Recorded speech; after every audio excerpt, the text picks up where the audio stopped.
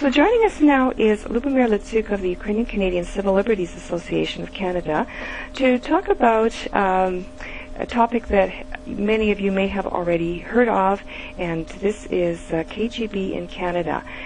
This has been something that's been sticking in your craw, Lubomyr, for a long time.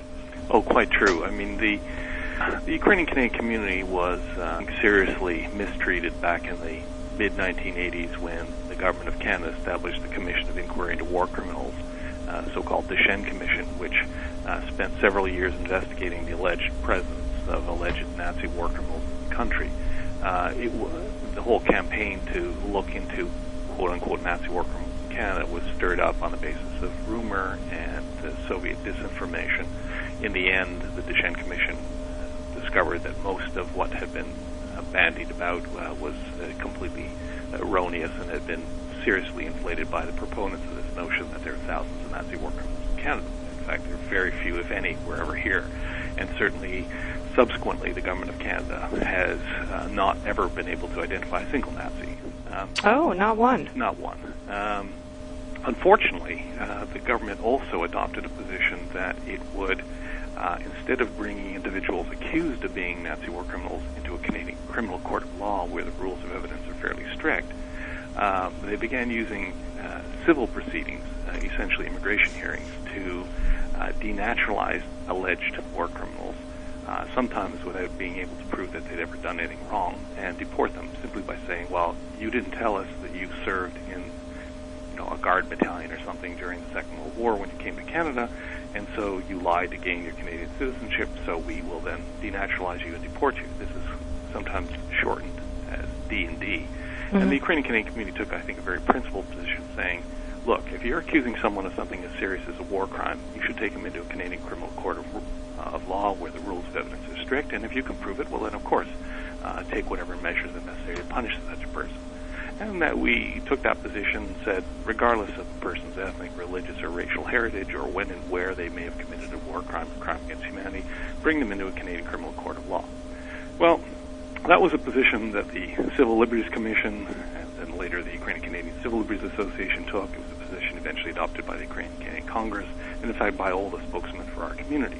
Unfortunately, the government of Canada, whether conservative or liberal, stayed with D&D as its preferred policy, and that is still the case. So today in this country, if you are accused of being a war criminal, you will be put into a room, subjected to a hearing, a civil proceeding, not a criminal one, and if it's found out that you lied about who you were when you came here, you can be denaturalized and deported.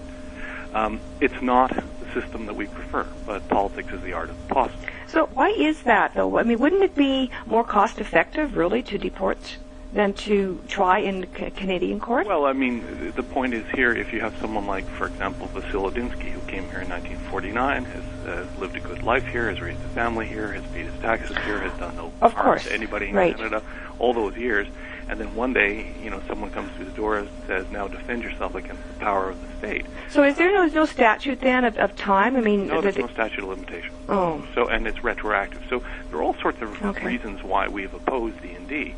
And said, look, if you, government of Canada, are convinced that Mr. X or Mr. Y committed such atrocities, then bring him into a Canadian criminal court and prove it, which is, we think, fair. The government, on the other hand, says, well, yes, but it doesn't work. We can't win, and so they've taken the sort of easier route of D&D. We've opposed that, but after 15 years nearly of principled opposition, it's become clear to us in the Ukrainian Canadian Civil Liberties Association that the government isn't listening to our principled opposition. And so we've said, fine, if you really believe that D&D is such a good policy for dealing with alleged war criminals in Canada, apply it to everybody, not just to, elderly Eastern Europeans. Right. And we've said that, it's very clear that there are individuals in this country who were volunteers, and I stress that word, volunteers, in the Soviet and Communist police forces, things like the Cheka, SMERSH, the NKVD, and of course, most notoriously, the KGB. So, how do we know this? I mean, did we do research, or did we, send out detectives? No. In fact, there are several individuals in this country today who have admitted publicly either by writing books in English or by giving interviews to the media or by being interviewed in the media, in which they've said quite proudly that they served in the NKVD, KGB, and so on. So these individuals are in Canada. Now, the bizarre thing is that Canadian law is very clear.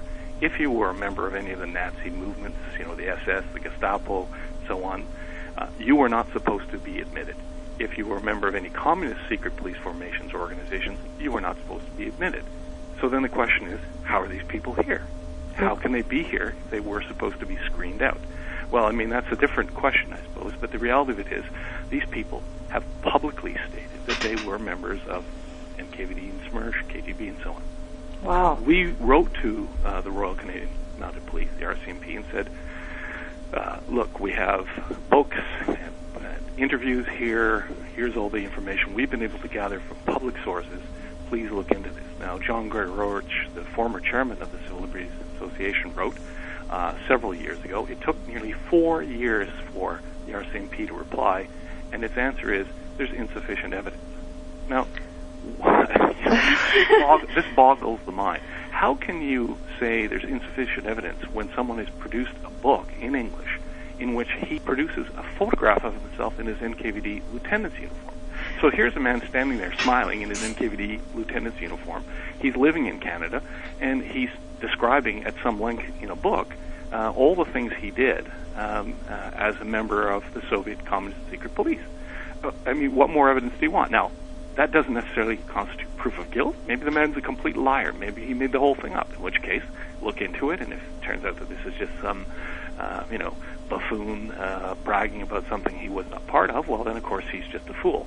But what if he really was a member of the NKVD, KGB, and I can only take him at his word? And he's not the only one. By the way, there are at least several such people, and there are probably more.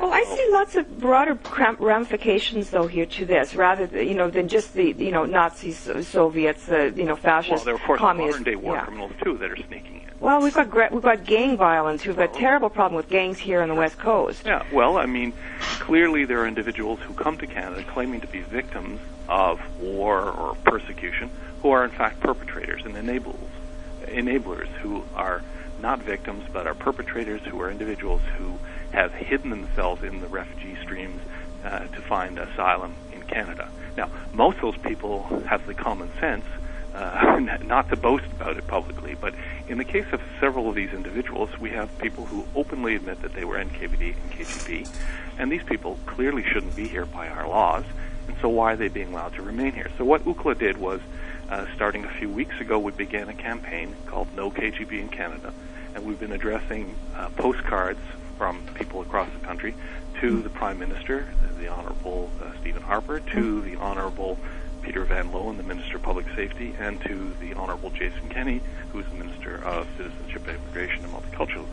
And we've asked them very simply to look into this and to expel any individual in this country who was a member of the Communist Secret Police Forces, without exception, and to do so expeditiously.